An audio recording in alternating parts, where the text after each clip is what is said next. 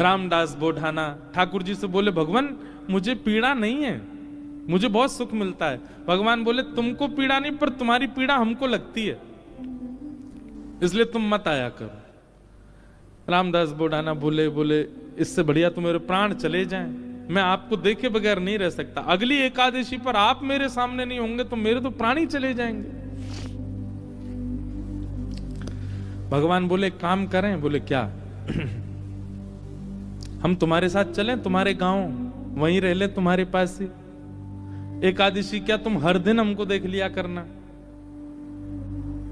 रामदास बोढ़ाना घुटनों पर बैठ के रोने लगे, बोले, हे द्वारिकेश, ये कैसी आज्ञा कर रहे हैं आप, ये असंभव है।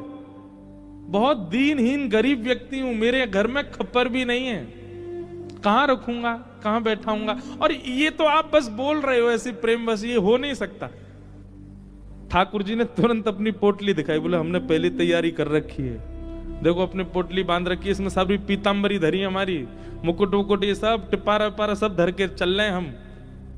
बढ़िया द्वारिका में हमारी बहुत अच्छी व्यवस्था हो रखी है, सब ले चलेंगे, तुमको कुछ नहीं करना पड़ेगा, इसी से हमारा श्रृंगार कर दिया करना। रामदास जी बोले, आप सच बोल रहे हैं क्या? ठाकुर जी बोले, हम सच बोल रहे हैं, हम चलें तुम्हारे साथ, वहीं रहेंगे तुम्हारे पास ही, रोज देख लिया करना। रामदास जी बोले, फिर द्वारिका का क्या होगा? ठाकुर जी बोले, हम जहां बैठ जाएं द्वारिका वही है। और रही बात, जब एक साथ हम 5 रूप धारण, हजारों रूप धारण कर सकते हैं, तो 2 रूप भी धारण कर लेंगे। आज तक तुमने एकादशी जिस रूप को देख करके की है, वो रूप तुम्हारे पास रहेगा, यहां एक दूसरा व्यवस्थित हो जाएगा। रामदास जी को पूरी तरह ये विश्वास हो गया कि ठाकुर जी मजाक नहीं कर रहे, ये सच बोल रहे हैं, ये चलेंगे मेरे संग। नियम का फल ये मिलता है। देखो, एक नियम को जब व्यक्ति तत्परता से करता है तो ठाकुर जी ऐसा देते हैं उसको। कई लोग कह देते हैं एकादशी पर भूखे रहने से भगवान को कोई, इससे थोड़ी प्रसन्न होंगे भगवान। ठाकुर जी प्रसन्न नहीं होते हैं, पर आपकी तत्परता ठाकुर जी देखते हैं। आजकल बच्चे ऑफिस जाते हैं, ऑफिस का टाइम क्या 9 बजे, अब कोई आवे 9:30, कोई आवे कोई आवे 9:45। अब उसको सब लोग, जो टाइम पे आने वाला बच्चा, उसकी सब मजाक उड़ाते हैं, बोले तू भी क्या पागल है, 9 ही बजे आ जाता है बिल्कुल।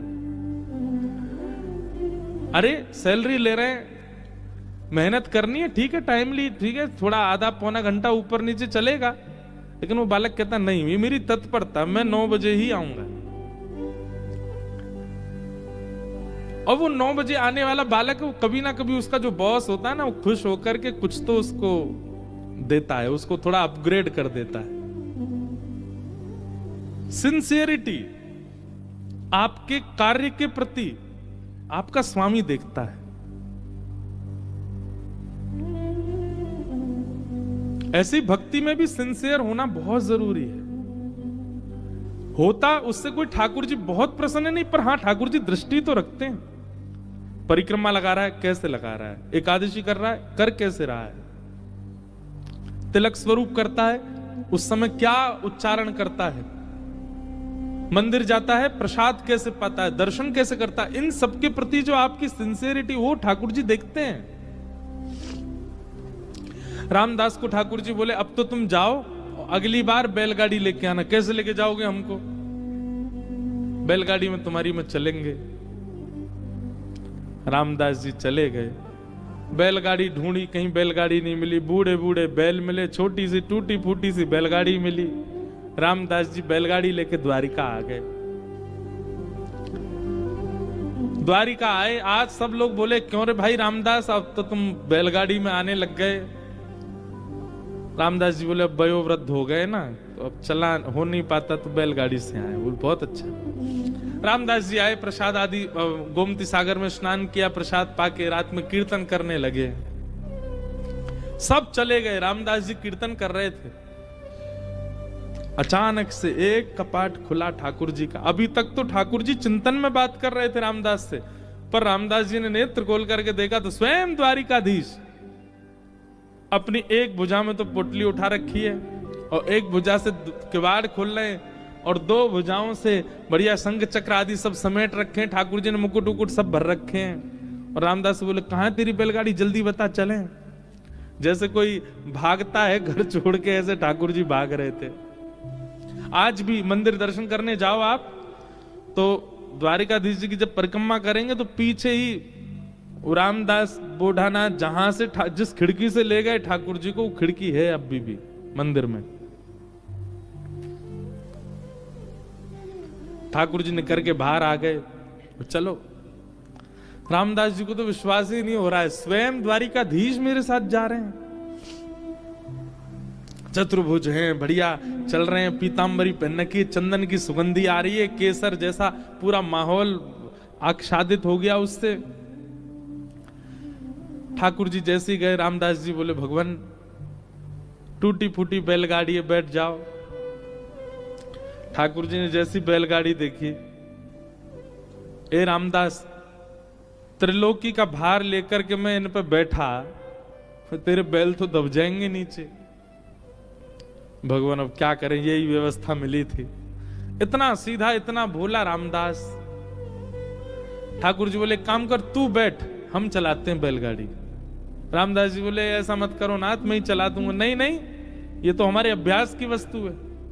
अर्जुन के खूब हमने रथ हांके हैं, बहुत दिनों बाद बैलगाड़ी मिली, चलो हांके थोड़ा इसको। और रामदास पीछे बैठे हैं और ठाकुर जी आगे पैर लटका के बैठे और बैलगाड़ी चला रहे हैं।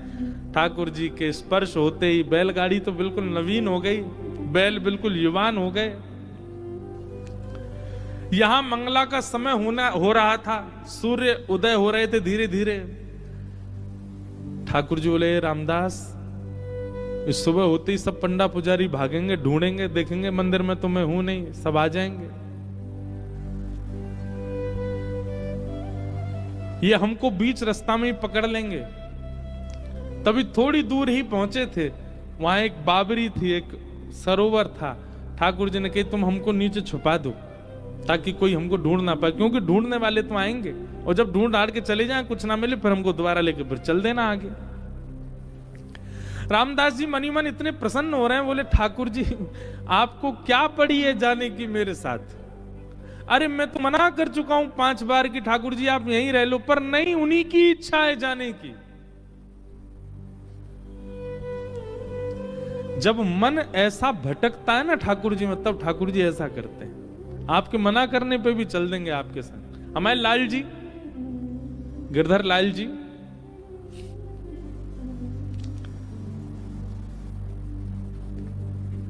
ये ऐसे ही आए हमारे पास।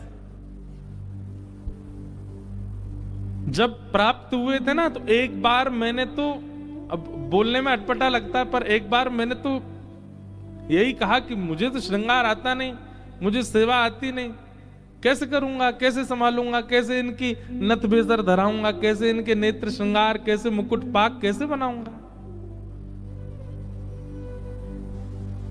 ये अभी जो ये स्वरूप दिखा आपको, दिखा उसमें, ये साल में एक बार हमारे गिरधर लाल जी जगन्नाथ जी बनते हैं, तब का स्वरूप है, रथ यात्रा वाले समय पर। ठाकुर जी को जगन्नाथ, और जो वैसे रूप है वो वाला भी दिखाओ जो सामान्य है। सामान्य सबने देखे ही हैं, श्रीनाथ जी के रूप में हमारे लाल जी हैं, और नेक्स्ट से हैं, छोटे से, पर ये आए स्वयं, और ये स्वयं ही आते हैं, आप नहीं लेते हैं।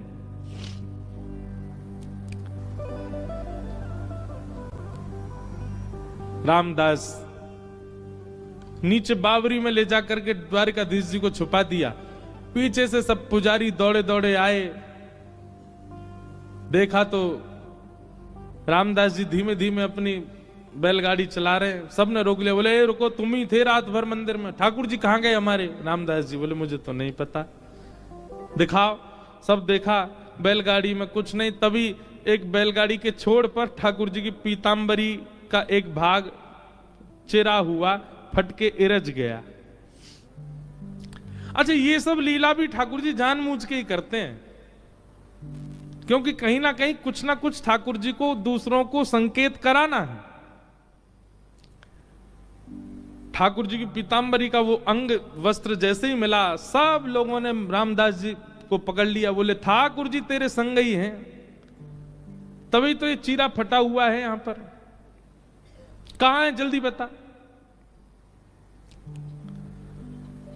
उन्होंने मना किया तो सबने उनको मारना शुरू कर दिया, इतना मारा इतना मारा इतना पीटा, बेचारे अधमरे से हो गए, बस श्वास चल रही है, बाकी तो नेत्र बंद हो गए, सुध बुध चली गई, गिर गए धरती पर। पुजारियों ने देखा, बोले ये तो अधमरा हो गया, ठाकुर जी कहां हैं, ढूंढो। पास ही सरोवर था, उस बावरी में जाकर के जैसे ही देखा तो बावरी का जो जल था वो रक्त मंडित हो गया, पूरा जल रक्त से भर गया। देख करके सब लोग घबरा गए, सारे ब्राह्मण बोले ये जल इसका कैसे हो गया, ये जल आ कहां से, ये रक्त आ कहां से रहा है। दौड़ करके जाके देखा तो एक जगह ठाकुर जी विराजमान थे, और जहां जहां रामदास जी को डंडे मारे गए वहां वहां श्री द्वारिकाधीश जी के श्री अंग पर भी डंडे के निशान, और हर स्थान से रक्त निकल रहा था।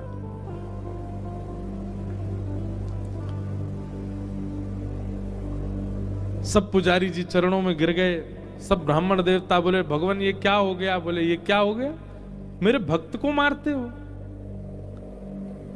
मेरी इतनी आराधना करी, मेरी इतनी सेवा करी, इतना अर्चन किया, उसके बाद भी ये नहीं समझ पाए कि मेरे भक्त और मुझ में कोई अंतर नहीं है। सब क्षमा याचना करने लगे। ठाकुर जी बोले अब कुछ नहीं होगा, अब तो हम रामदास के साथ ही जाएंगे और वहीं रहेंगे। और ठाकुर जी